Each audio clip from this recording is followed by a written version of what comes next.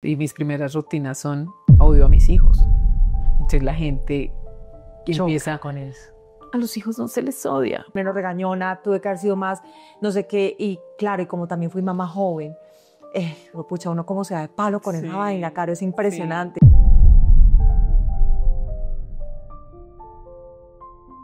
Y hay frases con las que yo peleo, ¿no? Ajá.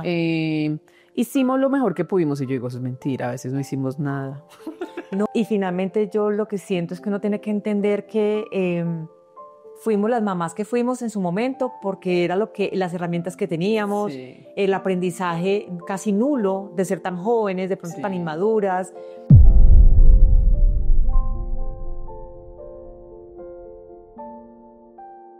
Yo generé un vínculo súper dependiente con mi papá, al punto que yo me estrellaba y mi papá, tal cosa, o sea, no, yo no resolvía.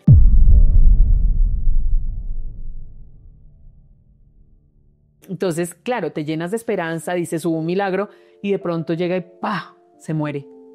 Pues fue un golpe muy duro y ese día arranca mi crisis de la vida que yo quería dar alaridos, gritar y pegarme contra las paredes.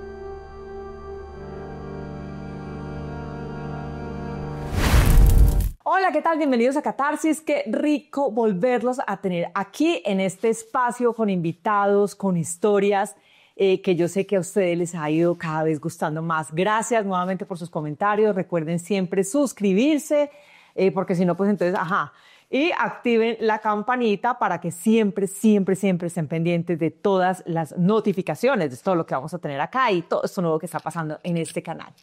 Bueno, hoy tengo una persona invitada que conocí, tengo que confesar, hace muy poco, gracias a una amiga, pues ya les vamos a contar esa historia un poco más adelante, pero me sorprendí de lo que encontré detrás de ese personaje. Una abogada, o sea, mejor dicho, esta mujer se mueve entre litigios, audiencias, leyes, demandas y ahora también dedicada a las tablas. Bueno, no ahora, no tan recientemente, hace 7 años, pero ella combina su carrera de derecho, ¿no?, con el humor. Estoy hablando de Carolina Navas, más conocida como la tía resentida. Caro, qué alegría. Hola, Moni, para mí más, como hacía como, ay, como de verdad yo estoy contigo. En serio, momento fan, porque siempre la he admirado. Caro, ¿cómo estás? De verdad, yo te conocí hace muy poco. Contemos esa historia, porque Caro se estaba presentando aquí, ¿no?, con la tía resentida. Estamos aquí en el Teatro Santa Fe, estamos en el camerino del Teatro Santa Fe. Y resulta que me escribe y me manda a mi amiga un video. Moni, no te imaginas, tienes que venir a ver a la tía Resentilia. Y yo tengo que confesar que yo no conocía a la tía Resentilia. Y yo, ¿quién es la tía Resentilia? ¿No? Que unos amigos me dijeron, me la presentaron, me morí de la risa. Y es que te nombran la obra de teatro. Ay, yo, no, ¿cómo así? ¿Por qué me nombras la obra de teatro? Ay, qué pena. Esto es enfrentarse al personaje real. Pues yo un día te vi en una entrevista con, creo que con Efren. Con Efren Martínez. Y tú te pusiste a llorar, entonces a mí en ese momento yo así llorando, pues por lo que tú estabas diciendo me conmovió mucho, pero entonces tú lo vas así. ¿Cómo? No, pues no sé qué. Entonces le ponía la voz un poquito gruesa y yo estaba llorando y a mí me dio risa, pero es que a mí también me pasa. Como poseída. Como que a mí me pasa, que yo estoy llorando y también, ¿cómo así? Dígame. Entonces lo traje al teatro un día, pero yo quería hacer la referencia, pues yo dije, no, pues vamos a ver si la gente conoce a Moni. Entonces dije, a mí me pasa, como la tía, lo que le pasa a Mónica, y cuando todo el mundo soltó la risa, y después me escribieron, ay, no sé qué, y preciso, el día que lo hice, como por segunda vez, estaban unos amigos de Moni y me dijeron, ay, nosotros conocemos a Mónica y la vamos a traer, y yo, ay, no, qué pena. Y así fue, tal cual. Entonces después mi amiga, que se llama Mónica Peláez, ahí mismo, Memes, ella me dice, Memes, mira, tienes que conocer la tierra Resentilia. Entonces, claro, me empezó a invitar en el video. Ahí sí no le dio 5 de pena, no le dio mis 5 de pena. No, pero frente a ese día fue como, ay, me estoy burlando. Pero gracias por tomarlo tan de buena manera. Y yo sí tenía un conocimiento de ti, pues obviamente como televidente, de alguien que goza del buen sentido del humor. Siempre que te veía parchando con Don Gediondo, con Boyacoman, con la gente, con humoristas en el programa, en distintos espacios, percibía que Mónica es muy relajada. O sea, lo que tú proyectas en tus redes y en todos lados, que eres súper fresca. No, y yo me ataqué de la risa, entonces yo dije, no, entonces pues claro, tienes que venir, y yo, claro que voy a ir. Entonces vine un sábado. Y no me salió bien el acting, ese día no salió bien. Siento que yo estaba tan reprimida. Sí, porque yo cuando me di cuenta que vino, yo dije, vino, y es terrible, era mi primera vez tratando de hacer algo, imitando a alguien y, ay, no, me sentí mal. Es que nos teníamos que haber conocido antes de ese momento y no después, porque yo después subí al camerino, vine, me abracé aquí con Caro. Bueno, eso fue bien divertido. Sí, feliz. Pero es verdad, sí, yo lloro como poseída. Cultural, metalero. No. Bueno, pues así conocí yo a Caro y empecé a investigar y yo me di cuenta que esta mujer además es abogada. De hecho, antes de empezar esta entrevista me dijo, Moni, nosotros teníamos cita, esto estaba grabándose 2:00 de la tarde. Me dice, Moni, imagínate que la juez tuvo que hacer algo en la mañana, entonces me toca presentarme a una audiencia a las 2:00 de la tarde y yo tengo que presentar no sé qué, yo no la entendí. Bueno, ¿me puedes esperar? No importa que no arranquemos a las 2:00. Le dije, Caro, fresca. Y la siento yo allá. Sí, señora juez, buenas. Entonces yo dije, esta es otra. Que Sí, claro, sí, tengo una faceta seria, oficinista, y gracias por la generosidad de esperarme, porque otra dice, no, la cita era a esa hora. De malas. Sí, pero me hubiera sancionado la juez, entonces me hubiera tocado correr la entrevista. No, eso jamás. Bueno, Caro, ¿tú por qué te dedicaste al derecho? ¿Por alguna cosa en especial? Puede ser que de niña veía el consultorio jurídico. ¿De verdad? Había no, era el señor Germán Navas Talero. Ah, perdón, Germán Navas. Y me encantaba, y yo decía, ay, tan chévere, como ese dominio de la palabra, y decían, hacían un concurso de estudiantes de Derecho, y decían, una pregunta de Derecho cualquiera, entonces, ¿en qué artículo está el Derecho, el debido proceso? Entonces, era un concurso jurídico, y yo decía, tan bonito eso. Y siempre en el colegio sufrí como bueno, no lo sufrí, es que una vez es con unas muletillas. Sí. Sí, lo viví, me atravesó. En el colegio, eso que uno le decían como, ay, usted sería buena abogada porque es bien peleona. Como que, sí. Entonces, desde chiquita peleona, y los mismos profesores lo van como encasillando a uno, ¿no? En vez de decir, tienes habilidades para la comunicación. O tienes habilidades para ser conciliadora, ¿no? Todos lo llevamos hacia, como es peleona, va a ser abogada. En vez de decir, como le gusta la justicia, ¿sí? Sí. Oye, ¿sabes que a mí me decían lo mismo? Y te voy a decir, además, una cosa adicional. Cuando, ¿te acuerdas que uno le hacen como esas pruebas para... Orientaciones, que se llama eso. La primera carrera que me salió fue Derecho. Y la segunda, Comunicación Social. Y yo quería comunicación a última hora. Dije, quiero comunicación. Y mi mamá, no, usted va a ser abogada, ya había dicho. Y no sé por qué, como que mi mamá influyó en que yo finalmente me decidiera. Decisión que adoro, porque yo adoro el derecho, me gusta mucho. Además, es que es bonito, es apasionante. Sí, pero siento que hubiera sido mejor periodista. ¿De verdad? Me encanta. Yo creo que a mí me hubiera ido bien siendo abogada. Sí, claro que sí. Tienes un sentido de la justicia social increíble. Bueno, es que eso es lo que más me gusta a mí, ¿no? Entonces, bueno, pero mira, ahí vamos encontrando cosas en común. Bueno, Caro, ¿cómo es tu familia? Mi familia es una familia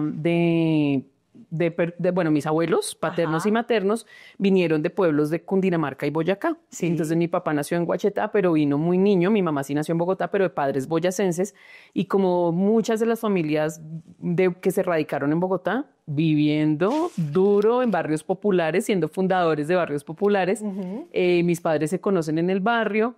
Y mis abuelos súper camelladores y tuvieron de esas familias que tienen varios hijos. Claro, entonces, y ya de ahí vengo de un amor de barrio de mis padres. Mis padres se van a Venezuela recién casados porque estábamos en la época de la bonanza, que fue ahorita en el 2000. ¿Aquí hace nada? No, en el 80 nazco yo en Venezuela. Cónchale.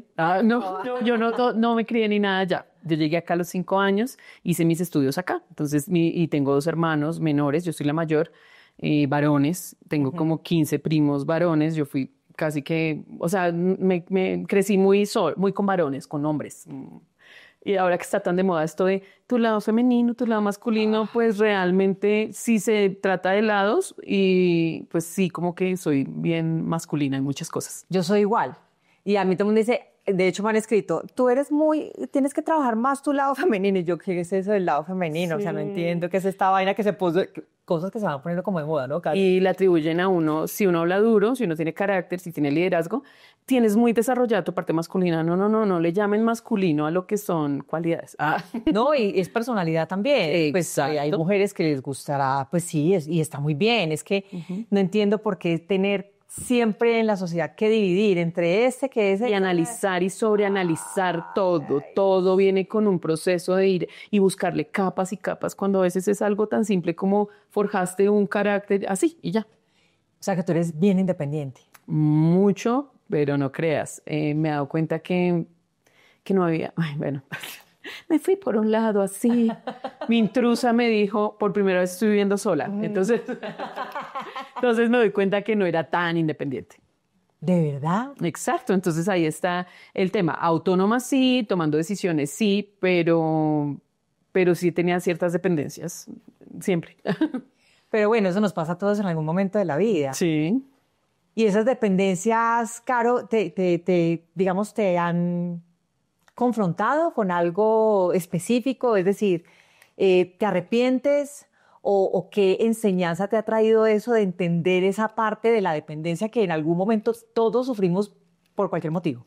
Sí, tal vez tiene que ver con la formación, con un mundo en el que sí nos programan como la mujer esto y seguimos unas líneas y vengo de familias tradicionales.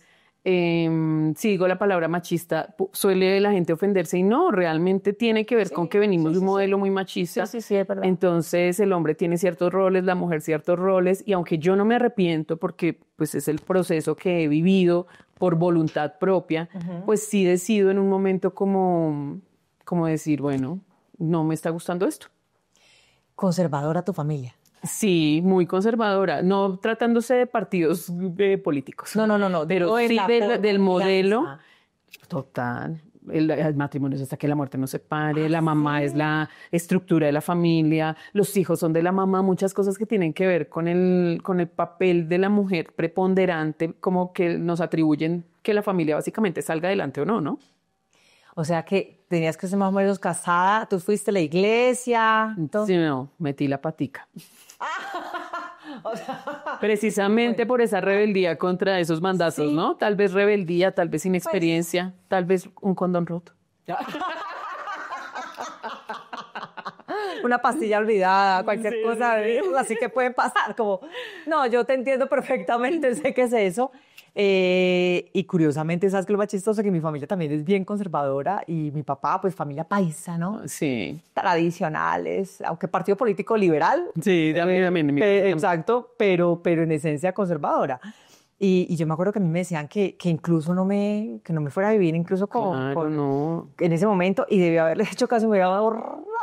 En cambio, en mi caso, de una extracción tal vez más humilde, conservadora, pero muy en el sentido de a los hijos, nadie abogó por mí, nadie dice como, pues tenga su hijo, haga lo que quiera, obviamente no iba a pasar, pero a ese niño hay que darle un hogar. Entonces uno estaba con una prueba de embarazo positiva y ya tenía como si hubiera salido el precio, es correcto, estufa, lavadora, licuadora. Ponga el cartelito ahí con... Sí. Ay, Caro, ¿y tú tienes entonces cuántos hijos? Dos, ¿no? Que ya están grandes. Ya crecieron, gracias a Dios, ya, sí, la maternidad es muy larga. Oye, es que sabes que a mí me da risa porque la gente siempre pinta la maternidad, ves, como la cosa más hermosa del mundo. Y sí, nadie está diciendo que ser mamá no sea chévere, que tener hijos no sea chévere, pero yo siento que estamos en una sociedad que sobredimensiona la maternidad, que la romantiza y qué belleza mis hijos. Y no, es agotador, Caro, a veces cansa tener hijos, a veces los quiere uno, sobre todo en esa adolescencia, los quiere uno todos los días mandar para la forma, sí, ¿no? Y me da pesar que la adolescencia también esté estigmatizada como un momento tan cruel, pero es un momento también para ellos de muchos cambios. Sí. Y lastimosamente, ay, mis hijos, perdona, no contaron con esa paciencia, una mamá más entregada, y yo vengo hoy a analizarme ya en mis 44 y digo, lo que es la maternidad no planeada. Ahí están las consecuencias. Entonces mucha gente dice, bueno, yo les digo a mis hijos, ¿no? Pues para evitar traumas. No debe uno fuiste planeado, pero sí muy deseado.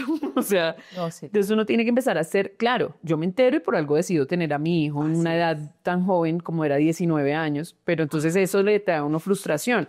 ¿Por qué? Porque pues mientras todos mis compañeros iban de Congreso de Derecho Procesal a Cartagena, yo estaba amamantando y tuve que lidiar con un posparto súper problemático, con una endometritis entonces son cosas que uno dice como, oh, tener un niño no es tan chévere, no es la tarjeta del Día de la Madre con bombas y flores rosadas, es que no sé, le hemos dado unos papeles a las cosas como tan, todo es la entrega, la abnegación y el sacrificio, pero elevados como si fueran virtudes inamovibles para todas las mujeres. Entonces, sí, mis hijos contaron con una mamá tal vez dura, y a veces dicen, ay, los nietos son la oportunidad para reivindicar. No, o sea, yo ya no quiero cuidar a nadie, no quiero. Yo tampoco quiero nieto. Pero, Caro, ¿te arrepientes de eso? ¿De haber sido dura? Sí, yo tengo ya remordimientos de madre como no haberme tumbado en el piso con ellos a jugar. No fui ese tipo de mamá de acostarme a ver cómics. Detesto las animaciones y todo lo que me suene a niños entonces eso, pero di también con la fortuna de tener un padre que hizo eso, de jugar a los superhéroes, de tener, saberse todos los Avengers y toda esa vaina que yo no sé de eso, o sea, como que no traía ese chip de ser tierna, juguetona, tal vez lo suplí con el bullying, no mentira. Ay, Tal no. vez yo a mis hijos los matoneé un poquito. No, mentira. No, Y de hecho ellos lo agradecen también. De hecho mi hijo pequeño me dice que es con el que más he tenido conflicto, dice, ay, ma, no te des palo, pues tú fuiste fuerte, pero ay, bueno, también nos hiciste berraquitos. Pero hoy en día ese berraquitos para los psicólogos es como falta de inteligencia emocional. Pero es que, Caro, sabes que uno como mamá, es que además tú hablas, a mí sabes que me gusta estas catarsis cuando tengo los invitados, que me empiezo a sentir identificada con muchas cosas de las personas y me parece que es muy chévere y muy válido hablar de estos temas, porque yo también me he dado mucho palo con eso, Moni, porque claro, finalmente estuve con el papá de mis hijos muy poquito tiempo, después de todo, pues ya mucha gente sabe muchas cosas ya, pero de resto todo el tiempo estuve sola. Entonces, al estar sola también uno siente que tiene que cumplir sobre el papel de ser más duro que alcahueta. Y aparte me tocaba trabajar a mí para poder suplir las necesidades de nosotros tres, porque ellos nunca recibieron nada de ese lado. Y yo también echo para atrás y digo, Dios mío, yo debí haber jugado más, debí haber sido menos dura, debí haber sido menos castigadora, debí haber sido menos regañona, tuve que haber sido más no sé qué. Y claro, y como también fui mamá joven, pucha, uno cómo se da de palo con esa vaina, Caro, es impresionante. Sí. Yo también, a veces me duele, o sea, como te la acuerdo, yo igual. Yo los veo dormidos y digo, como, siga durmiendo. No vaya a hacer ruido. Ay, no. No, sí, a veces es duro y yo les pido perdón y le digo a mi hijo mayor, sobre todo, vive ahorita lejos, hace 3 años y me hace mucha falta, sí, lo adoro y sentirlo lejos es tenaz y le digo, ay, Pipe, sobre todo porque uno, pues con el mayor como que fue más duro todavía, porque, por ejemplo, yo tenía que ponerme a estudiar. Yo tenía que ponerme a estudiar y a veces me sacaba como la piedra, ¿no? Como, ya duérmase. Y hoy en día recuerdo eso y mi mamá tiene un recuerdo a la vez con nosotros y dice, hay un recuerdo que ella dice, a mí me duele ver cuando alguien lleva al niño caminando por la calle muy rápido y el niño hace los piecitos así como en el aire. Dice, porque yo fui esa con ustedes. Entonces yo digo, yo repetí la historia. Entonces son cosas bobas, ¿no? Porque uno de mamá también carga mucha culpa como, ay, se acostaron sin comer de sal. O sea, se durmió y lleva... Sí, comió puro dulce y no le di nada. Sí, pero también a veces dentro de este proceso de la comedia verlo sacado desde el humor, ha sido súper sanador. Catártico. Sí, así literal. Es. Ay, Caro, sí, yo te entiendo plenamente porque sí, uno de mamá, yo digo, desde que uno nace, uno se siente culpable. Desde que está embarazado, entonces le empieza a la gente que por qué se ponen los tacones un embarazado. Que por qué no cruza la pierna, que muchachito se la ahoga. Sí, por ejemplo, a mí me subí mucho de peso. Y es la hora que yo, el año pasado, estuve en un proceso como de terapia y me puse a escribir algo. Ay, con unas cosas ahí que tenía como que para perdonarle a mis papás, o sea, se me revivieron cosas que yo decía, oye, qué pendeja uno en estas alturas sacando cosas que yo tengo una relación grandiosa con mi mamá y con mi papá también la tuve, pero el año pasado se me revivieron cosas. Sí. Y entonces empecé fue a escribir como mi propia catarsis, pues, y pensaba en que en el embarazo me subí mucho de peso, me subí 30 kilos y mi hijo hoy en día tiene una diabetes tipo MODY, y dándome palo por eso, pero ese es un tema genético del papá, pero, o sea, buscamos de dónde agarrarnos para sentir más culpa, ¿no? Y pues no, no era mi culpa, pero el año pasado lo recordé y mi hijo tiene 25 años. Qué necesidad de sacar cosas. Sí, claro, pero es que sí, yo creo que las mamás y las mujeres siempre tenemos esa tendencia a culparnos de todo lo que pasa con nuestros hijos. Y finalmente yo lo que siento es que uno tiene que entender que fuimos las mamás que fuimos en su momento porque era las herramientas que teníamos, Sí. el aprendizaje casi nulo de ser tan jóvenes, de pronto Sí. tan inmaduras, de no saber manejar mejor las situaciones.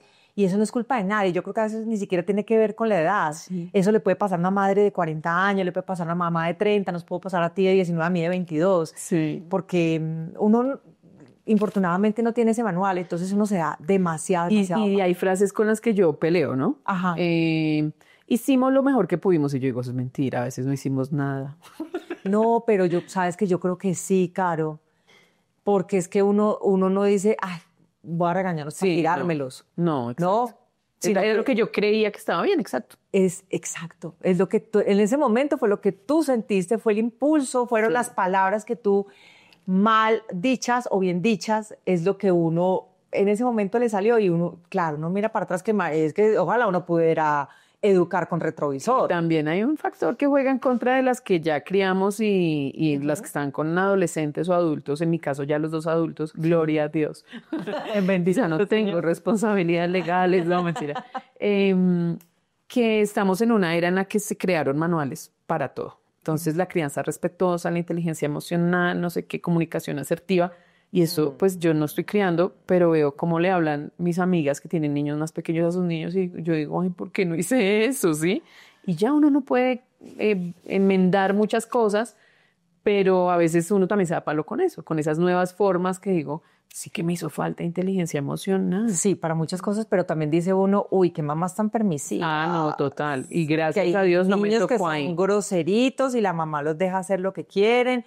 Entonces, mira que no hay una norma general. Eso nos Exacto. demuestra que no hay una norma ni hay reglas generales, que hoy puede haber cualquier cantidad de herramientas, pero aún así esas herramientas también se pueden ir para... No, y son niños también sobreestimulados. Yo a veces pienso que, por ejemplo, gracias a Dios en mi época yo no tuve una tablet porque no, o sea, tal vez hubiera sido una herramienta en ese momento para poder estudiar. Por ejemplo, leer y hacer estudiar para mis parciales, tener a mi hijo con una tablet así. Pero hoy en día lo veo y digo, uy, no, duro que un niño esté hiperconectado todo el tiempo, un bebé. ¿Y sabes cuál es el problema también de los muchachos hoy en día? Que pues, ahorita todos tienen clases de todo, ¿no? Entonces se meten a 20 deportes, 30 idiomas, 50 clases de danza, entonces porque el niño no se puede aburrir. Sí. ¿Y qué le decía uno a la mamá? Está aburrida, mira a ver qué hace. Vaya, busque, vaya, saque de los mocos. Y mira que yo tengo, mis dos hijos son muy creativos. Claro. Y mi papá y mi mamá jugaron un papel muy importante, especialmente con Felipe, con el mayor. Mi mamá, o sea, mira mi mamá que meto Montessori ni que nada, meto pájara, mi mamá le decimos pájara y a mi papá pájaro. Yo llegaba de la universidad y mi hijo haciendo arepas. Lo ponían masa con agua, era la terapia. Lo subían a un árbol, lo enseñaron a nadar ahí intuitivamente, porque también la intuición hace parte de la maternidad. Y muchas veces si nos basamos solo en manuales, pues no, es que esto también viene con que uno está pariendo y las hormonas y todo cambió para que uno se disponga a crear una vida y hacer lo mejor por él. Sí. Entonces, sí, sabes que sí, voy a hacer las paces con eso en esta catarsis. Me parece muy bien, cara, además porque sabes que yo sí siento que a la gente le falta aburrirse. En la pereza, en el no hacer nada es donde se dispara la creatividad. Si tú todo el tiempo tienes tu cabeza a mil en una clase, en una cosa, estás aprendiendo muchas cosas, pero si no tienen los muchachos hoy en día la posibilidad de aburrirse, esa parte creativa se apaga. Total. Se apaga. Uno siempre buscaba qué hacer, uno salía a la calle, montaba un árbol, jugaba con el carro del hermanito, Mira, lo que fuera, pero yo valoro mi crianza increíble. Y hoy en día, por ejemplo, que veo, voy a venderlo, pero mi hijo no se sabe amarrar bien los zapatos. O hacer nudos. Mira, las habilidades que tuvimos, por ejemplo, de orientación, a pesar de que yo tengo una discapacidad auditiva que me impide un tema de reflejos, yo tengo equilibrio. ¿Por qué? Porque pues su cuerpo lo usaba para miquear, como decíamos en el pasamanos, todo el equilibrio, todo era casi que los papás lo ponían a uno un desafío sin pagarle. No, y ahorita cuidado de cables y de raspan. Exacto. Bueno, eso es el tema de los hijos, pero me parece que es chévere porque yo seguramente mucha gente va a ver esa conversación y dice, oiga, si a mí me pasaba lo mismo, yo también siento culpa. Bueno, esas son cosas que vamos aquí desarrollando con Caro. Caro, ¿por qué decidiste dedicarte al humor? Que además es reciente, 7 años. Sí. O sea, grande, arrancó grande. Sí, grande, ya grande y con esta tendencia de las juventudes de decirnos señoras a partir de los 30, que ellos es, ay, siéntese señora. Sí, entonces como que sí he vivido, ay, fue una cosa chistosa. Me considero comediante empírica desde niña. Ajá. Toda la vida yo he hecho reír en mis entornos, en el colegio, en la universidad, en mis trabajos. La chistosa Sí, de la familia, sí, la divertida payasa, de la familia. aunque eso riña con las teorías de muchos expertos que dicen que el comediante no era el payaso de la familia, yo sí era la que imitaba, la que Ajá. hacía acentos, la payasa y ridícula, porque eso también raya con que uno muchas veces incomoda, ¿no? Ay, ya, qué mamera. ¿No? Porque sí, siempre, aparte que es Está porque harta la tía. por observación vi a un padre que tuvo como objetivo en todas sus relaciones, era casi que una obsesión de él hacer reír. O sea, ¿De tu papá? sí, pero era una cosa como que la misión de él en la vida era en lo que fuera hacer reír. Ajá. Entonces, como me enseñó este lenguaje, contó con una pareja que mi mamá era otra chistosa y nos criaron así, pues yo siempre lo vi como algo natural, pero cuando empiezo a ver programas como Sábados Felices, el Festival del Humor, Comediantes de la Noche, digo, yo quisiera hacer eso. De verdad. Sí, entonces, y yo lo veía, yo decía, yo sería buena. Voy a decir algo todo ególatra. Yo sería mejor. No, pero uno tiene que creerse también los... Sí, porque a veces me daba risa. Muchas puestas en escena no me dan risa. Y soy de risa difícil como espectadora. Yo decía, ¿en serio la gente se ríe de eso? Entonces empecé a tenerlo como si a mí me pagaran, no me pagaran. Entonces la pregunta era, un día escuché en una entrevista por hace años, yo en mi escritorio en la fiscalía trabajando, yo ponía un programa en radio y alguien decía, si a usted no le pagaran, pero que fuera un trabajo que lo hiciera totalmente feliz, ¿cuál sería su trabajo? Y yo decía, trabajar en la Luciérnaga de Caracol. Era así toda la tarde, como que nadie moleste, porque ponía mi radiecito que me había dado como el sindicato, o bueno, la cooperativa de la fiscalía, y yo ponía mi radio y ría y trabaje, y yo decía, qué felicidad cuando alguien en su trabajo puede ser feliz. No queriendo decir que no me hacía feliz mi quehacer, en ese momento también me hacía muy feliz ser asistente en ese momento de un fiscal, después me encargaron y después pude ser fiscal en encargo y ya salí de la fiscalía. Y eso también me hacía muy feliz porque me encanta la investigación, me encanta la persecución criminal. En ese momento, pues como que estaba en la fiscalía y eso, después me salgo, litigo y sigo queriendo mi carrera y se me sigue dando pues que tengo los conocimientos y la experiencia, pero siempre me estaba haciendo ruido. Lo que me haría realmente feliz sería hacer reír. Entonces me meto ahora, que sí necesité un impulsito, lastimosamente con una patada durísima en mi corazón, que fue la muerte de mi papá. Entonces, como en esa crisis de los 35, que es cuando se fue mi papá hace 10 años, digo, en la terapia. Realmente me deprimía así mal, medicada, que me quería morir. Y dentro de esas preguntas que suenan hoy en día muy cliché, ¿qué quería tu niña interior? Pero que son reales totalmente y encuentran validez para cumplir sueños, es lo que yo siempre he querido hacer es humor. Y viene todo un proceso de reinvención, que también todo es como, ay sí, reinventarse. No es tan fácil, pero porque tuve que hacer una apuesta durísima, porque listo, lo quiero hacer. Ahora, ¿cómo? Tenía miedo, tenía pánico escénico, entonces me meto a estudiar actuación. Y es todo un proceso, porque lo primero que encuentro es, ¿usted está loca? ¿Cómo así? Usted tiene un buen trabajo, usted tiene no sé qué, usted es abogada especialista y toda la plata que ha gastado estudiando y el tiempo y su hoja de vida. Aparte que el humor sí es como estigmatizado con falta de seriedad. La gente cree que si uno hace reír es un ridículo y está como mamando gallo. Entonces, y tus clientes en ese momento estaban independiente. La gente no va a creer en ti. Por ahí recibí voces de, marica, ¿usted va a ir a Sábados Felices? ¿Qué van a pensar de usted? O sea, o sea, una abogada que cuenta chistes. Y yo, bueno, pero no robo. Como mucha gente, no robo ni chistes. O no hago pirámides ni esas cosas. Pues sí, entonces una vez escuchando una conferencia de Pilar Sordo y me leí también un libro de ella, de la psicóloga, decía que en las posturas profesionales está muy bien valorado la cara de culo, dice ella.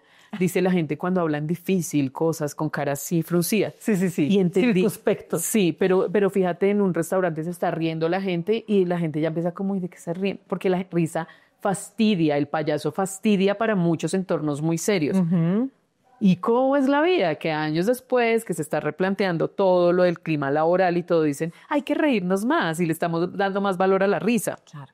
Entonces, y también se está entendiendo que los que hacemos reír no somos ni blanditos, ni bruticos, ni flojitos No para el tiene nada que trabajo. ver una cosa con la otra. Exacto. Entonces tomé la decisión, me arriesgué, gracias a Dios, porque es un momento que parte mi vida en dos, el decir sí a mi sueño, aunque me traiga muchas cosas en contra. Y las vocecitas ahí diciendo, no, no es lo correcto.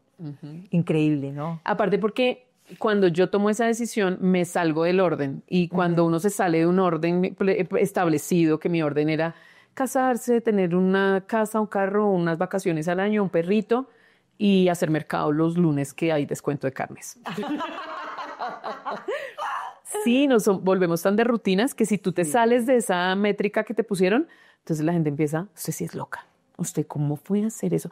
Y preguntas de, ¿y qué dice tu marido? ¿Y qué dice? ¿Por qué? ¿Qué dicen los demás? ¿Por qué no cómo tú te sientes? Y entonces empiezo a pelearme con el mundo.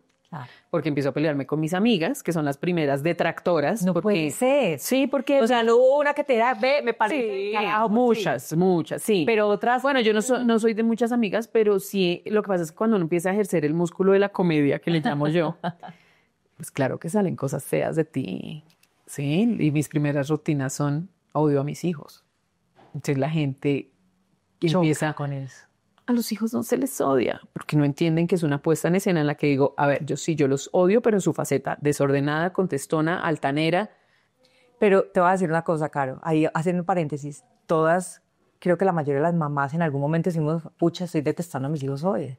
Pero como el mandato de arriba es que tú debes aguantar y ser abnegada, entonces muchas lo piensan, pero no lo exteriorizan porque todo es pecado.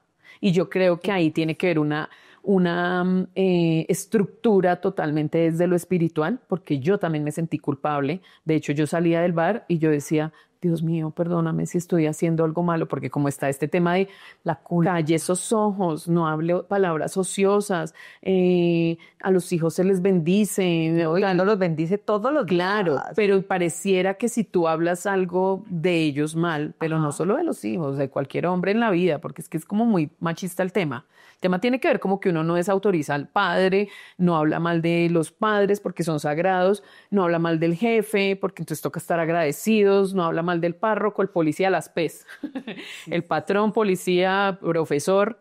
Entonces nos enseñaron a ser muy parroquialistas y muy arrodillados. Entonces, cuando tú hablas en contra del que está arriba porque te está o alimentando o lo que sea, entonces, y estas formaciones están, pues se sale todo el orden. No me parece bien lo que estás haciendo. Ay, a mí no me gusta cuando hablas de tal cosa. Pues la gente es muy hipócrita con el humor. Me encanta que hagas chistes de la comunidad gay. Me fascina. De los negros, de no sé qué. No, pero con los niños Down no, porque yo tengo un hermanito Down. ¿Sí? Entonces, ahí hay mucha hipocresía también. O sea, yo soy selectivo y espero que quien hace chistes en un escenario o en sus redes sociales haga lo que yo quiero, que se circunscriba a lo que le sirve, o lo que quiero, o lo por eso que es que a ti te adoran, pero el día que tú expresas una opinión política, un seguidor menos porque es que... Ay, bienvenida a mi mundo. Sí. Exacto. Sí, entonces, o religiosa o sexual, es que, mejor dicho, son temas complejos, política, religión y sexo. Sí, pero también, ¿quién dijo que de eso no se habla? Porque no fueron... Exacto. ¿De acuerdo? En la familia. No hablemos de política, religión. No hablemoslo. El problema no es hablarlo. El problema es que cuando nos hablamos nos hijueputeamos. Perdón. No, pero estamos en YouTube. Bueno. Entonces, el problema es que cuando yo escucho a mi, que no es un contendor, es mi interlocutor, cuando escucho que dice por qué va a votar por fulano, lo primero que me sale en mi boca es mucho bruto y bueno, no sé qué. Pues es su decisión. Pero de lado y lado, exacto. De lado y lado, exacto. Entonces entré en un momento al humor en el que la exposición en redes era pues mi primer aliado, pero podía ser o mi bendición o mi maldición. Y esta exposición a varias personas que estaban muy cercanas a mí, pues ya no les empezó a gustar.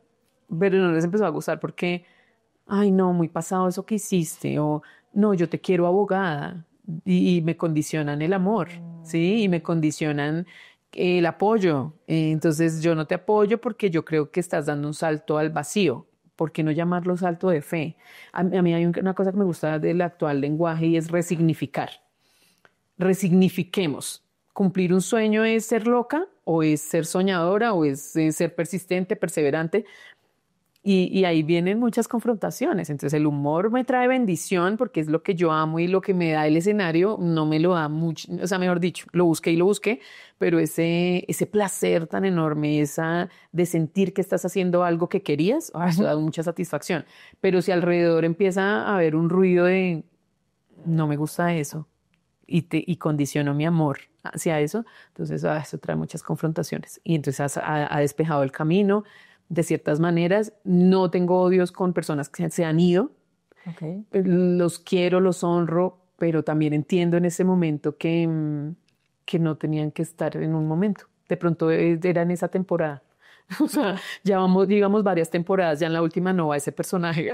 Sí, tal cual. Pues es que yo creo que la vida, Caro, le enseña a uno eso. A mí la vida de muchas maneras me ha llevado a comprender que las personas no siempre tienen que estar toda la vida de uno. Exacto. Excepto, pues, es que incluso hasta los papás, porque a veces pasa que si tiene una persona, ay, ven, me antojaste, y yo, ¿qué hice en mi café? Ay, no, me lo llevé por otro lado.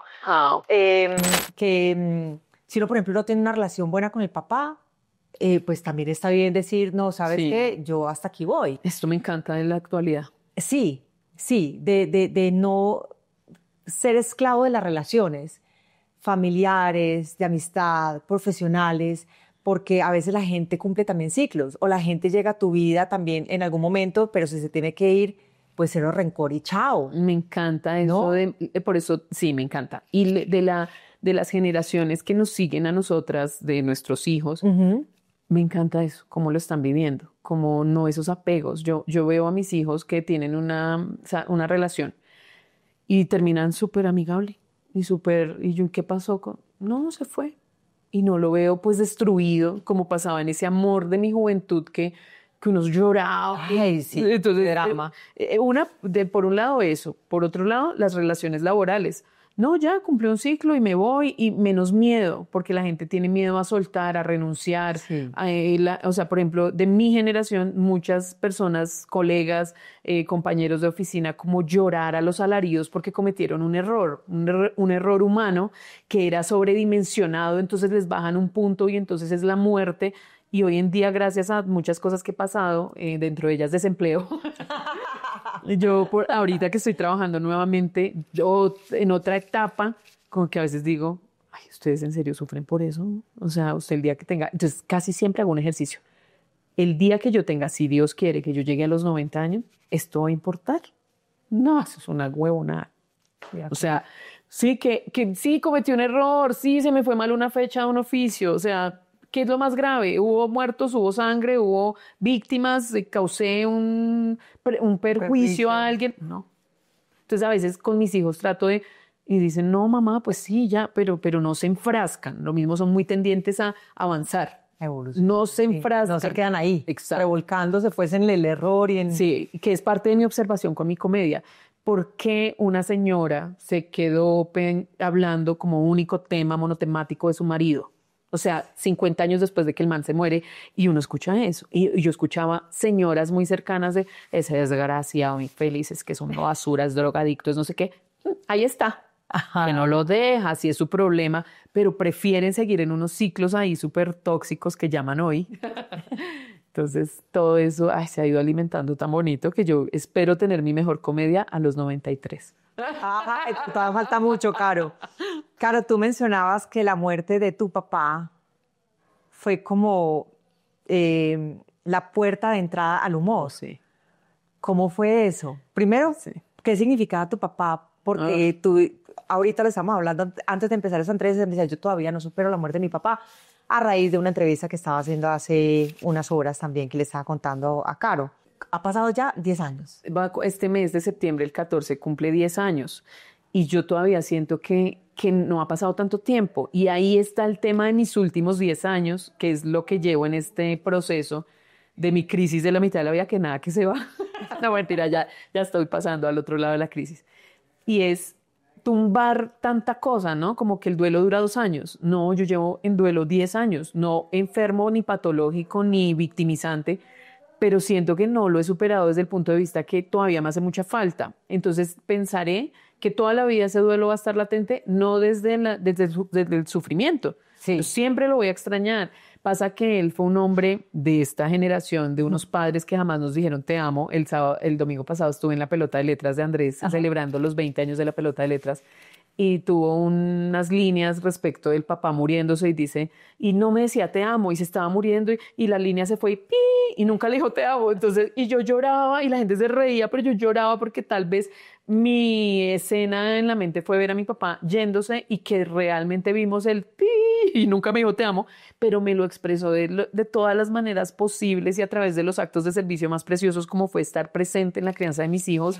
Y tal vez, bueno, hoy en día que uno sobreanaliza todo es una pereza porque digo, yo generé un vínculo súper dependiente con mi papá al punto que yo me estrellaba y mi papá. Tal cosa, o sea, no, yo no resolvía. Y él, un padre tan presente que hizo las veces de esposo y padre de mis hijos. Entonces, los niños, la tarjeta de identidad, listo, yo paso, los recojo, los peinaba, los ponía ya la foto, me los devolvía.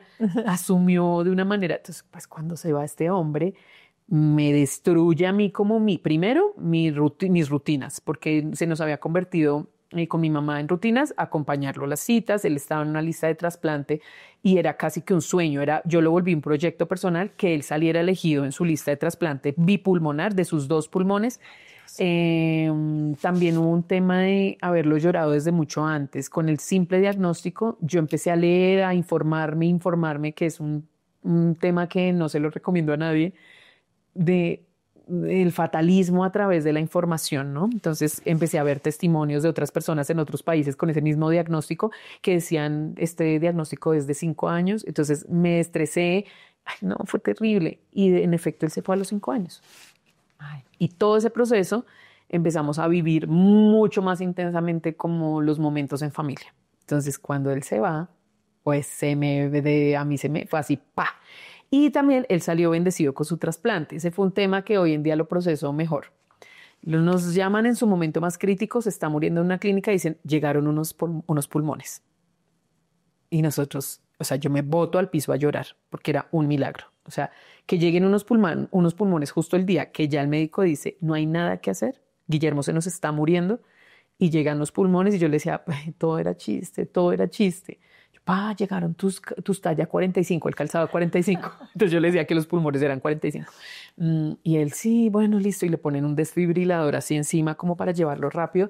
Y él, ¿qué? Y es que me toca pagar de una vez. O sea, él estaba... No puede ser. Todo el tiempo estaba haciendo chistes, todo el tiempo. Don Guillermo, vamos a hacer el censo. No, yo no estoy listo para el sexo. O sea, muriéndose. No puede ser. Sí, era increíble. Pero entonces era una angustia disfrazada de risa y lo bañaron y se lo llevaron hacia un quirófano y cuando nos lo entregan al otro día es que él ya empieza su recta final porque sus pulmones nunca funcionaron como lo esperaron.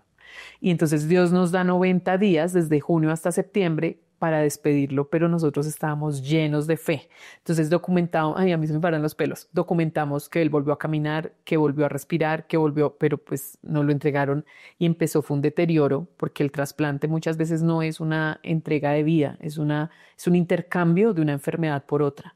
Él se estaba muriendo, pero quedó peor, o sea, pero con toda la fe. Entonces, claro, te llenas de esperanza, dices, hubo un milagro, y de pronto llega y ¡pah! Se muere. Pues fue un golpe muy duro y ese día arranca mi crisis de la vida que yo quería dar alaridos, gritar y pegarme contra las paredes. Porque primero no tenía nada que hacer en el día, mi rutina era ir a verlo. Entonces empezamos con mi mamá en un duelo terrible, o sea, que de verdad yo nunca en mi vida juzgaré a alguien que extrañe desde el dolor más intenso. Yo andaba por inercia por las calles y no es la hora que me cuesta mucho. Estoy tratando de hacer fuerza para no llorar porque es algo muy duro lo que pasó con mi papá, muy duro. Yo me estrellé a los 3 meses que mi papá se murió, me estrellaron, porque yo no me estrello. A mí me estrellan. Y me volvieron mi carro una puerta. Y yo estaba ay, ¿cómo así? Tal, y se baja el tipo de un camión como en una actitud así. Y yo, espere, ya voy a llamar a mi papá y escriba y llame a mi papá. Y yo, pero ¿por qué no? Pues porque estaba muerto. Pero él era mi contacto de emergencia, mi parcero. Alguna vez en la vida nos distanciamos, no, nada, horas. Y me llamaba, y es que la señorita no va a venir a almorzar, y es que no sé qué, porque era a diario. Entonces, cuando entro en este duelo así que me parte y que me rompe, pues duré 2 años así. Es terrible. 2 años en los que mi marido me sacó tarjeta roja. O sea, ¿usted qué? O sea, se nos va a acabar el hogar. Porque sí, pues para él también debió ser duro. Era una vieja que no quiere vivir, que yo vivía durmiendo todo el día, entregaba a mis hijos a la ruta y me ponía a dormir porque yo quería verlo en sueños. Y no me había dado cuenta que tenía era una depresión profunda. Y que ahí vienen muchos temas, porque la primera depresión había sido posparto y tal vez por una pérdida de un oído y nunca lo resolví. Entonces la de mi papá sumó otras depresiones y otros duelos que nunca acepté porque no estábamos preparados para hablar de la muerte. Yo hoy en día lo pienso es, nunca yo había hablado de la muerte con nadie y a los 35 se me va mi papá y yo entendí, o sea, algo muy básico. Ay, los seres humanos nos morimos. Entonces, bueno. Dentro de esa terapia, para tratar de volverme a parar, está, bueno, ir al gimnasio, hacer ejercicio en honor a él. Entonces empiezo a darle a él un significado de casi un mentor desde el más allá, una inspiración, te voy a honrar, papá. Pues eso también es un problema, porque entonces todo en la vida se me convirtió, ¿qué diría mi papá? ¿Qué haría mi papá en esta situación? O sea, una dependencia, pero un vínculo que desde el más allá lo até tanto al punto que veía a mis tíos y decía, mi papá se me manifestó en mi tío, entonces si mi tío dice tal cosa, o sea, darle señales a todo, estaba como medio chiflando. Y dentro de eso también hay una pelea con mi papá, dentro de esas etapas del duelo, amándolo y adorándolo y lo amaré hasta el último respiro porque me hará falta siempre. Mi papá me hará falta todos los días de mi vida. Es pelearme con porque siempre quise agradarle, porque toda mi vida se me ha ido en una figura ahí que incluso desde la sombra le pregunto, ¿tú qué quieres de mí? Y no yo qué quiero. Y en esa crisis empiezo a pensar, no, yo no tengo que agradarle más a mi papá, lo amo y lo adoro, pero no más. Entonces digo, pues ya ahora sí quiero ser comediante, quiero. Y lo primero que pasa en mi proceso creativo es que Dios me manda unas letras de unas canciones y yo digo que fue Dios, porque de verdad, ahí sí creo en los milagros, porque ¿de dónde? ¿De dónde empieza uno? Y se me paraba un pájaro en el balcón y yo vino mi papá y empezaba a lavar la loza y me llegaba una melodía, una letra y grabé como 10 maqueticas que hice de canciones como un proceso de querer curarme.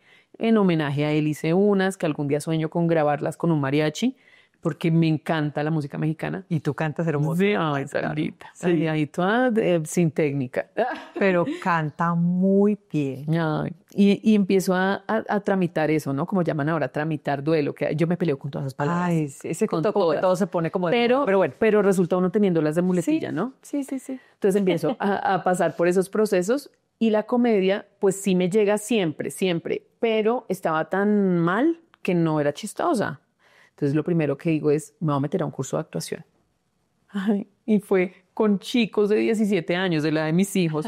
Y yo decía, no, estos pelados, qué pena. Y aparte me empecé a confrontar con que yo no me había dado cuenta que dentro de mi crianza el contacto físico nunca casi que hizo parte de mi vida. Y para la actuación no es besarnos, o sea, no era porno, era normal. Era porno, por no dejar. Sí, pero era como que había ejercicios en los que incluso que lo cojan a uno acá de los hombros en fila india, que a mí me costaba tanto. O sea, sí, terrible. O sea, el contacto físico, el abrazo. Yo no soy de saludarme, beso con la gente. Yo soy muy, ¿qué hubo? ¿Qué más? ¿Qué hubo? Yo llego, pero... Ay, a mí me abrazaste. Ay, sí, pero porque estoy cambiando. No es por ti, es porque No, yo estoy cambiando en eso. Y de hecho, mi papá era así como de palo. Y yo, ay, ven, dame un abrazo, porque sabía que se me iba a ir. Pero algo que me quedó a mí de dolor, que él nunca me cogió la barriga en ningún embarazo. Porque era como, a pesar de que nos amábamos, ¿por qué no lo hice? Y a veces se me va así un rato y yo, ¿por qué no le puse la mano y le dije, sienta a sus nietos, que al final fueron el amor de su vida? ¿Por qué? No sé qué pasó en mi vida. Pero bueno, esas son cosas que pasan, Caro, es como la crianza también de ellos y es el momento y la ventaja de esto también es que todo se convierte en aprendizaje y a lo largo del tiempo uno empieza a entender y a comprender a sus papás, y a comprender su contexto, su educación, el mismo de uno, que ¿por qué no lo hice? Pues porque no lo hice y punto. Sí. Y ya, y evoluciona uno y crece, entiende, analiza y uno dice qué rico. Igual eso que viví, como lo viví, como haya pasado. Entonces, eso estuvo muy bien. Sí, hago las paces con él a diario en cosas, ¿no? Mi papá cocinaba mucho y como que se le volvió casi que una obsesión al final de su vida vivir cocinando y yo creo que era su meditación consciente porque él le metió mucha cabeza a su enfermedad, entonces nos invitaba mucho a comer y hacía unos platos riquísimos y todo y me criticaba mi forma de cocinar y a veces digo, o sea, son unos actos rebeldes tan chimbos. Yo a veces estoy cocinando y digo, pues no lo voy a hacer como a ti te gustaba. O sea, yo se me Todavía. Sí, todavía. Yo estoy cocinando y digo, no, pues yo sí le echo leche de malas. Entonces me meto a estudiar actuación. Viene este proceso de sacar de mí una voz y es importantísimo para mí dentro de mi proceso creativo. Ayudó mucho poderme formar con una guía de voz, cuerpo y emoción, es la actuación, entonces vamos a hacer que tu cuerpo tal, imitemos una gallinita, a mí eso me cuesta, o sea, yo me siento ridícula siendo como una gallina, pero todo eso ayudó a sacar ese payaso. Sí, sí. Después, un taller de stand-up con Reuben Morales, hice uno de creación de personaje con Germán Escayo, qué delicia, o sea, eso fue maravilloso. Por favor. Y fue horas. Semejante maestro. Sí, NN, para los que no saben. Famoso NN. Y un día le cuento de este personaje que quiero hacer. Y le digo, yo sueño con un personaje de una señora mayor, medio católica, cansona, metida, rezandera y resentida, pero ahí estaba mi resentimiento metido. Y de observación de muchos vecinos, jefes, familiares, que no diré nunca sus nombres. Pero gracias. Los guardo conmigo, pero yo los tengo acá anotados. Y son rasgos.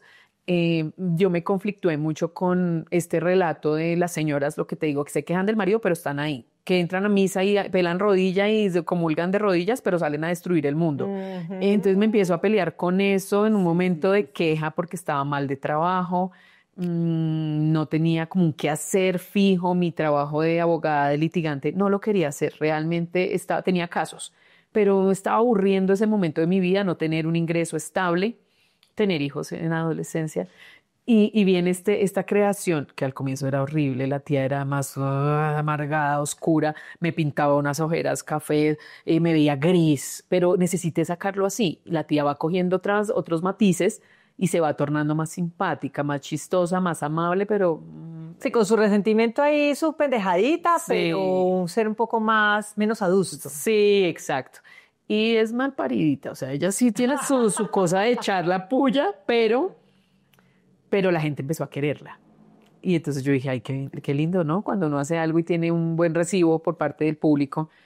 Y como todo, pues también tiene sus detractores, pues normal. Bueno, pero a mí eso me parece un buen momento. O sea, la tía está bien perfilada porque ya tiene, como le dicen en redes, haters. No, y eso también ayuda a construir. No Claro. creas. Yo siempre he pensado que primero las personas que le caen bien a todo el mundo, como que hay algo que como que no me cuadra, Sí. ¿no? Y yo siento que finalmente hasta las críticas ayudan a crecer. Sí. A crecer, a generar callo, a construir, a entender también cosas de uno que uno dice, oiga, de pronto sí tienen razón. Y a veces incluso para fortalecer carácter. Claro, no, creo que la crítica a veces es necesaria. Oh, total. Muy necesaria. Y como tú dices, los haters o los odiadores, que hay unos que son pues pasan de soslayo porque pues realmente son críticas vacías, no para construir ni siquiera para ayudarte, sino pues solamente por dañar. Esas uno ya sabe que se las desecha, pero las otras funcionan muy bien. Oh, funciona súper bien, Claro. incluso para mi proceso psicológico. Claro, y para tu personaje, para ambas cosas. Sí, por ejemplo, hace poquito en un paseo una prima me decía, ¿usted cómo hace con los comentarios cuando se meten con sus cosas físicas?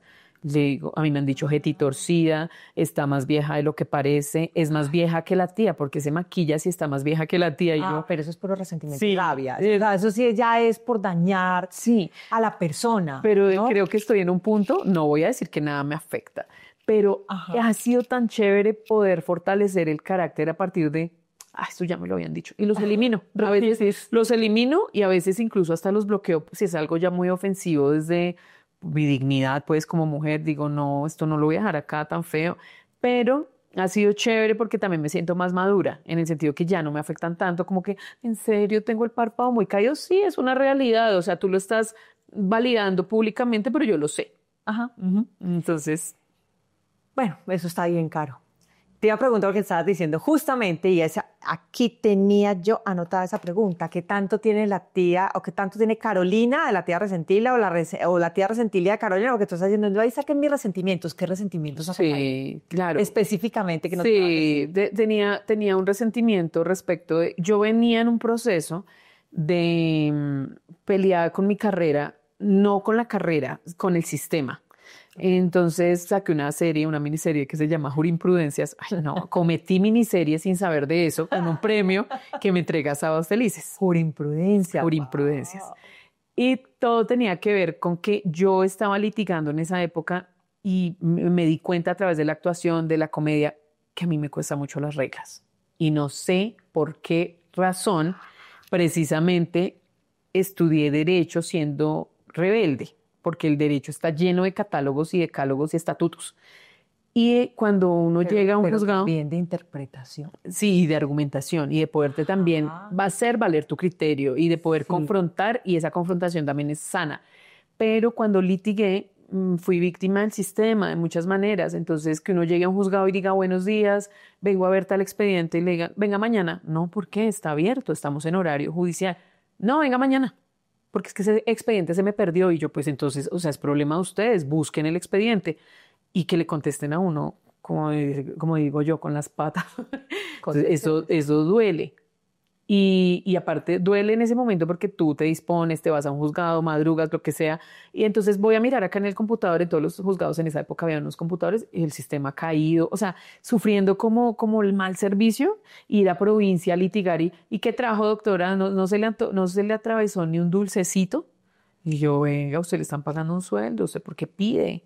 Y son las pequeñas actos de corrupción, esos pequeños actos de, bueno, hoy es 22 de diciembre, me dijo un día alguien por allá en un juzgado, y no se apareció ni con un vino. El aguinaldo. Entonces yo decía, me está pidiendo de frente un detalle por hacer lo que le corresponde, y yo con eso soy toda cansona y ñoña y peleona, como a usted le pagan un sueldo, usted tiene que hacer eso.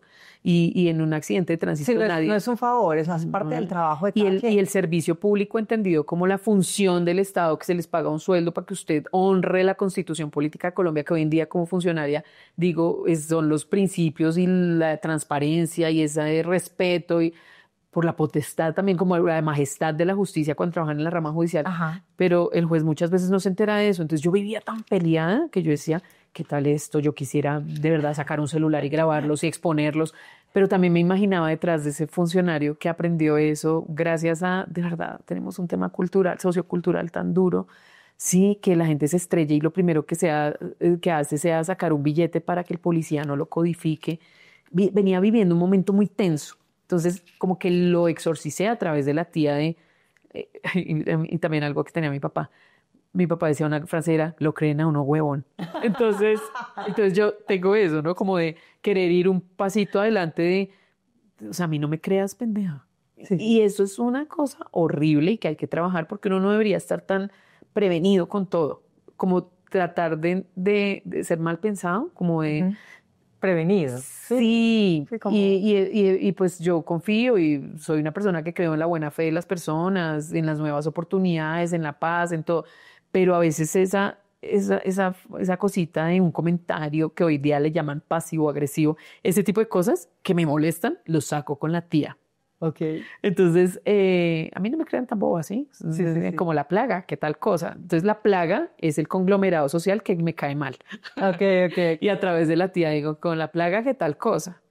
No van a ver a los abuelitos, porque es que me impresiona que en este mundo globalizado andemos tan pendientes de la vida de famosos, pseudofamosos y estrellas, y no sepamos el nombre de los hijos de la Caro Soto, la Caro Cruz, la no sé quién. Y entonces la gente, ay, divino mi Mati, Caro. Y yo digo, ¿cómo tienes tu familia? O sea, los que tienes ahí al lado. Entonces, esa fue una crítica que me cargaba, tal vez desde la envidia, tal vez desde el resentimiento de querer hacer algo y que se necesite la fama. Eso me rayaba mucho. Entonces, la tía nace en un momento de queja, de ¿por qué Obvio, eso es envidia, tal vez, y sí, la envidia es es un sentimiento tan feo, Sí. pero que no reconocemos, pero en Sí, ese momento estaba muy cargada, como, ¿por qué le va bien a fulano si es mala persona? Ese tipo de cosas. Pero claro, pero es que ahí también hay un sentido, más que de resentimiento o de envidia, es también el sentido de justicia, Karen. Bueno, No, sí. pues para Entonces, signifiquémoslo. sí, yo lo veo es como el sentido de justicia, porque uno todo el tiempo se sabe, pero si yo no le paso por encima de nadie, si yo no le hago mal a nadie, a mí porque me va mal y a este que es no sé cómo le va bien. Y porque, y no es envidia. Yo insisto en que Exacto. para mí es como el sentido de justicia, que a veces, que hay un libro que dice, ¿por qué le pasan cosas malas a la gente Ay, mi buena? papá se lo leyó y ¿No? molestaba con ese libro. Claro, pero es una realidad que además te confronta todos los días con las cosas que tú ves, con las noticias, con una cantidad de cosas. Uno dice miércoles, porque una niña de 10 años Total. tuvo que morir y todavía no sabes las circunstancias y es una cuestión de Total, justicia, Caro, total. ¿no? Pero quisiéramos administrar justicia cada uno desde nuestro dedo juzgador, Sí, porque es lo que verdad. es bueno para uno de estos dos polos en los que nos encontramos en todo sentido. Ajá. Hay una vieja que sigo en TikTok y hace unas cosas tan buenas y que ella decía algo así como, ¿por qué yo me creo bueno? Porque el buenismo, ¿sí? Esa es la ¿Por otra cosa. qué Sigan yo de los juzgo? buenos. Sí, y juzgo al otro y dice, pero pongámonos un momentico en el papel de ellos, nosotros también estamos súper equivocados. A ver, yo soy tan buena. Yo Exacto. soy tan buena. No estoy, no, soy tan buena. Ah, pero está Porque también. estamos. No, pero claro, tienes razón. Una vez se autocataloga de es que yo soy buena. Y de ahí que surgió esto de la gente de bien, ¿no? Entonces, Y la muchos dicen, no, es que yo soy gente de bien y yo, pero ¿por qué? ¿Por qué hacemos esto? Ahora también, ay, claro, son observaciones súper tóxicas mías. Cuando yo empiezo a ver que la gente se pondera tanto y digo como, ay, ¿qué es esto tan feo? A mí me parece muy chévere que la gente, por ejemplo, en un entierro, cuando alguien dice las palabras para fulano, yo digo, qué bonito, porque ese nieto que está hablando de esa persona, que es un niño, pues qué lindo, porque es finalmente, no soy yo el que, pues obvio, el muerto no va a hablar del mismo, pero qué bonito que a uno lo pondere bien otra persona, pero esa, ay, yo le llamo autochupada. Y bueno, todo eso me traía como con queja, pero sí siento que me encerré en un círculo de redes de, ay, qué feo esto. Y me tocó por ese momento, venga, ya, o sea, quítele poder a esa vaina. Dejé la boba. Que lo crean a uno pendejo y no sé qué, qué tal esta, que es que hablando de no sé qué, sí, ¿sí? Estaba tan cargada que ahí se fue la tía y ahí nació. Y ahí nace la tía. Pero tú estás hablando de cosas que alimentaron a esa el resentimiento, los Sí. resentimientos de la tía por cosas que pasaban externas, pero había cosas, ahí dentro de la tía resentía cosas personales, Claro. familiares, que tú dices, yo aprovecho acá y hago catarsis. Claro. Que puedas contar. Pero claro, la tía se ha valido de líneas chistosísimas, pero que yo necesitaba hacer algo muy agudo y muy puntual así. ¡Tin!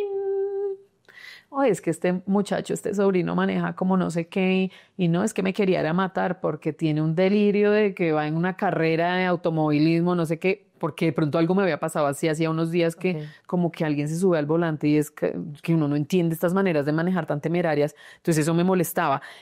Cosas así de simples, pero cosas como que mi vecina de un apartamento donde yo estaba viviendo, el hijo le pegaba al techo todas las noches así yo estuviera en el teclado porque era enfermo por el sonido, el ruido, entonces yo también me lo sacaba en algún video, como no, es que hay gente que tiene hiperoído, en cambio yo sorda, no sé qué, entonces sí venía que me drenaba cosas Ajá. que estaban pasando en mi vida.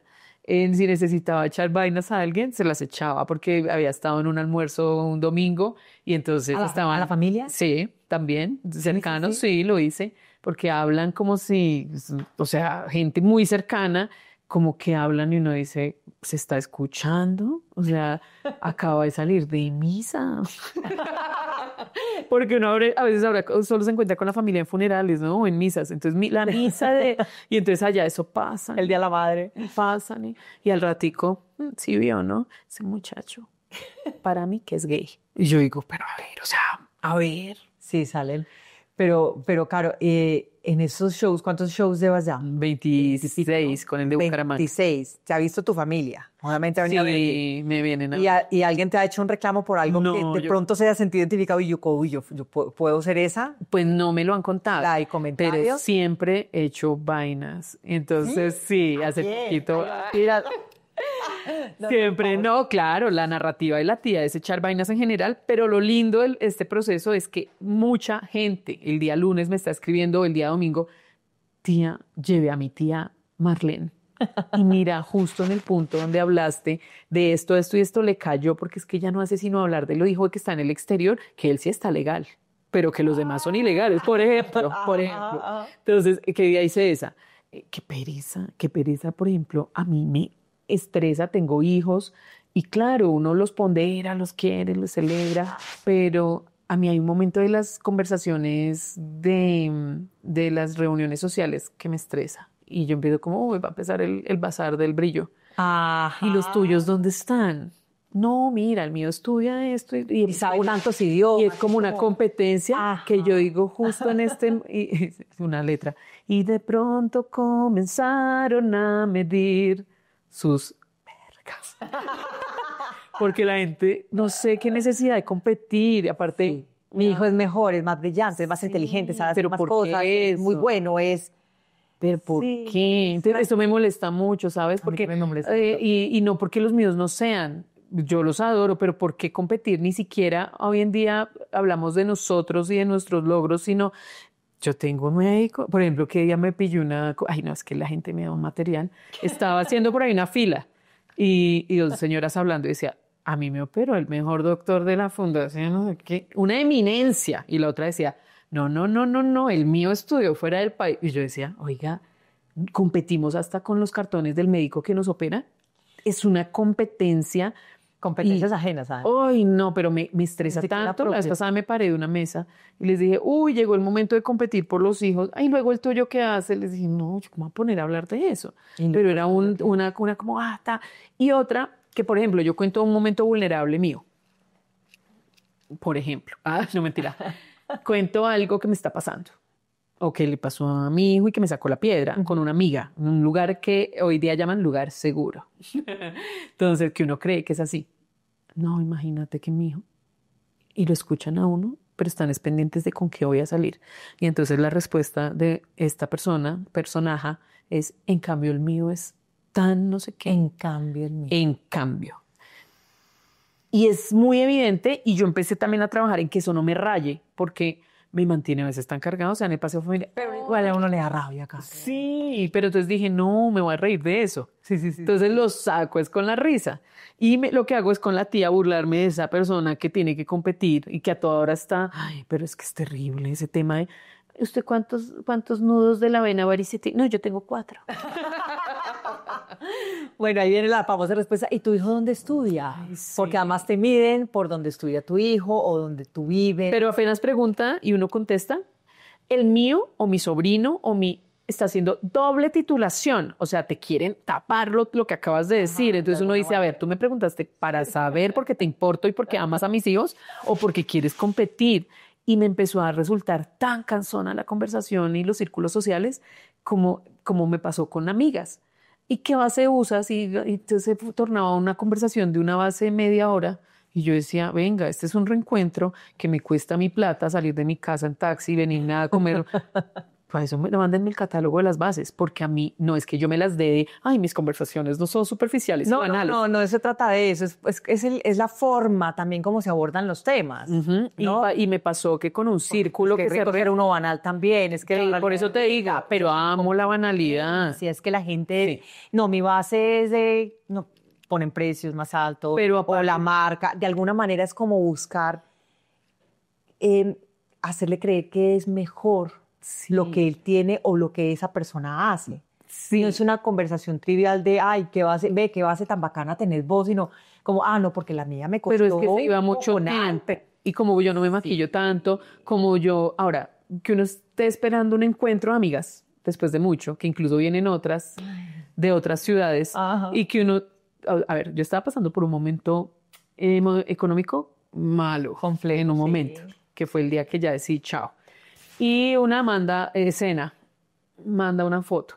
Chicas, no pude ir porque estaba corriendo una maratón en otro país. Manda la foto con su pinta pues de atletismo.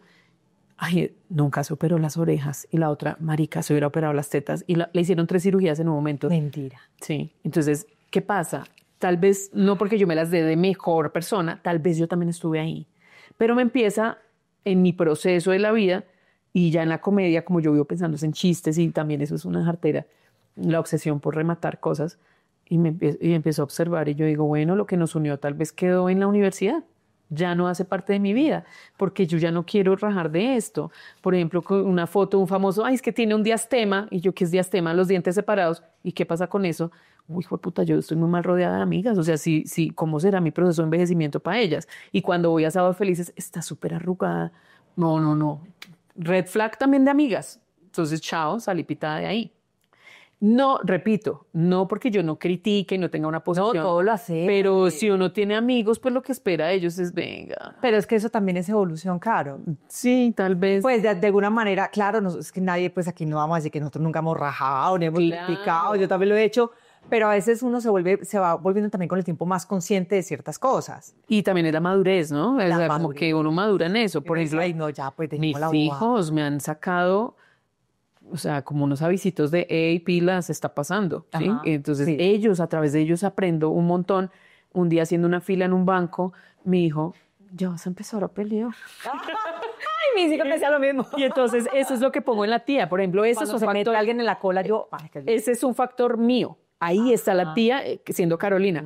Bueno, atiendan a ver esta cosa que ya lo saca uno como así. La rabia es que se metan en la fila. Ay, que salgan los bobos y se metan. Y yo, bueno, un momentico, aquí estamos haciendo fila, vaya. Y un día yo tuve un problema en un cinema por una vieja que se metió ahí y yo le hice así, ¿no? En el hombro. Le dije, oye, es que la fila va atrás y esta vieja se levanta así y me iba a pegar. No sé por qué me toca, no sé por qué me toca. Y yo, pues, en ese momento me dejé calentar y yo dije, a mí no me habla así y tal. Y me dijo, ¿tú hiciste eso? Entonces también los enseño como a, venga, el enojo es válido. Sí, porque es que también estamos en un momento en el que todo, ay, no, respira y haz caso y cuenta que no. Pero si a mí me gritan y me increpan, pues yo también tengo una respuesta desde el enojo y que aparte sana. Tu hijo te dijo, no vas a empezar a pelear. Sí, en todo lado, como que, mami, no mires así. Cosas como que uno a veces no es consciente de su corporalidad, inclusive, ¿no? Ajá. Un día mi hijo me dijo, ma, tú abres tanto los ojos cuando ves algo que se sale de tu orden. Entonces yo me empecé a dar cuenta que tal vez también dentro de mi programa, a ver, uno aprende de la gesticulación de los padres, de muchos procesos, pero también pasa que yo soy sorda y mi sordera unilateral hizo que yo tenga una corporalidad hacia un lado. Entonces cuando a mí me cuesta escuchar, yo como que todo mi cuerpo se esfuerza y mi hijo dice, es que no disimulas, es que... Entonces los hijos son unos maestros, pero también te contaba el enojo. Pues que a veces yo le digo, ay, bueno, sí, ya, les digo, bueno, esperen, dejen de criticarme. Hay cosas que merecen un reclamo, ¿sí? Por ejemplo, un maltrato. Yo peleo mucho por eso. Como que me digan, no tenemos vueltas, como no la vamos a atender. Un día me pasó en el médico, ¿no? La cuota moderadora. Entonces me dicen, no tenemos vueltas y no, entonces le va a tocar a ver, señores EPS, ustedes tienen un negocio, entonces yo me pongo y hago esto. Y mis hijos, eso les parece como, ¿por qué le hablaste así a la muchacha? No, queridos jóvenes, pongan también la cara y demuestren sus reclamaciones de manera respetuosa y eso no es ser peleón, porque es que nos estigmatizan como, usted es peleón. Complicada. Exacto. La típica. Ay, bienvenida otra vez a mi mundo. Sí. No, pero yo creo que es que los reclamos también son válidos. Lo que pasa es que también estamos acostumbrados a que hay que quedarse calladita, se ve más linda. Exacto. No peleen porque si usted pelea es complicada o usted es compleja o es... Lleve la fiesta en paz. Ay, eso no es paz, eso no te da paz interior. No, hay cosas, obviamente las cosas hay que hacerlas con respeto. Claro. Pero uno tiene derecho a expresar las inconformidades. Claro, como tía resentilia, ¿qué dices que no eres capaz? Porque yo intuyo, y por lo que veo y por lo que hemos hablado, que tú eres una mujer directa. Sí. Que no le gustan los ambajes, no le gusta irse por las ramas. Pero, ¿qué como tía resentilia has podido decir que no has podido decir como Carolina?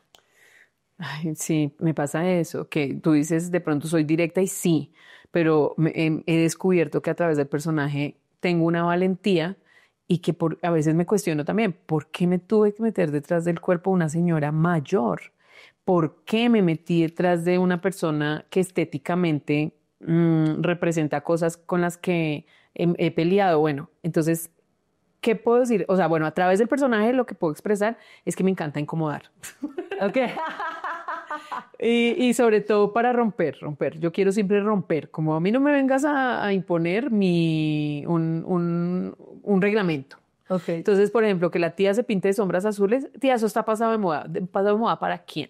¿Sí? Ajá. La tía se pinta sí, es que no veo bien. ¿Y qué? No se aplica el delineado bien y porque estoy como en una cosa en la vida, porque tenemos que seguir con ciertos patrones y porque lo que es para ti te incomoda tanto en el otro. Entonces siento que es eso, pero creo que me perdí, no te di la respuesta.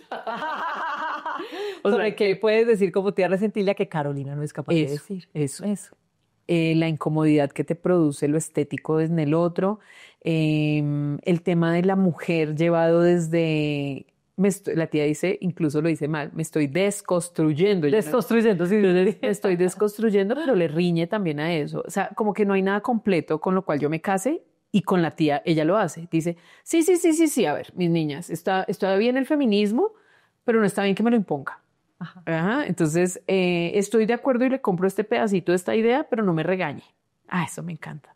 Que ella pueda hacerlo plácidamente y decir y pegar regaños como, ay, por ejemplo, pelearme con los medios de comunicación, la tía lo hace. Y entonces yo anoche iba a hacer una cosa y como dedicaron los 20 primeros minutos del noticiero, yo me estaba desconectada, estaba en Bucaramanga y no había visto nada de noticias. Entonces a veces digo como, oiga, ¿qué tal pase algo en esta zona geográfica donde estoy y no me entero? Sí. Entonces, mientras comía, puse solo los titulares. Oye, arrancaron a hablar 20 minutos de la selección Colombia y pasan las otras noticias así, pero de afán, dentro de las cuales había un feminicidio de una niña. ¿Sí? Entonces dije como, pucha, este país lo mueve el fútbol y sobre todo me molesta estos señores que se creen súper vacas sagradas del fútbol. ¡Ay! Con sus comentarios y mira, le hicieron una entrevista a este man que convocaron a Dairo Moreno. Ajá. Y entonces muéstrenos las uñas y él mostraba las uñas pintadas, pero o sea, el espectáculo y nos critican a nosotras de chismosas, de no sé qué y eso es la red, pero de fútbol. Sí. Entonces yo decía, es verdad que le votan tanto al fútbol y todas y otras noticias que realmente deberían importarnos. Pasan así Pasan de esos lados. Entonces la tía tiene ese tipo de críticas agudas que yo digo, ay, tan rico ser la tía. Y bueno, hablando de la tía, ¿qué beneficios o qué momentos bonitos te ha traído la tía Resentilia y qué cambió en tu vida con la tía Resentilia? Para mal. Bueno, o cambios en general, sí. Buenos y malos trajo la tía Resentilia. Bonitos, hay muchos. Unas satisfacciones. Yo la veo como un hijo que hizo bandera. Mi mamá tiene un recuerdo mío en las clausuras del colegio y es que ella decía, no, diploma, la excelencia, no sé qué, yo salía en la parte de ahora tal, por cultura, por baile, canto, entonces ella dice, yo era la más orgullosa porque ella bailaba, cantaba, se cambiaba en el camerino y salía con un sombrero y después con una falda de cumbia, entonces siento que la tía hace todo eso, como que ha tenido momentos de viralidad y más allá de los números de los likes es que he podido hacer críticas. Por ejemplo, cuando lo de las tías Pico y Placa, pues como no conocías al personaje, no supiste que cuando Claudia López, en la alcaldía de Claudia López salió la medida del Pico y Placa y con una excepción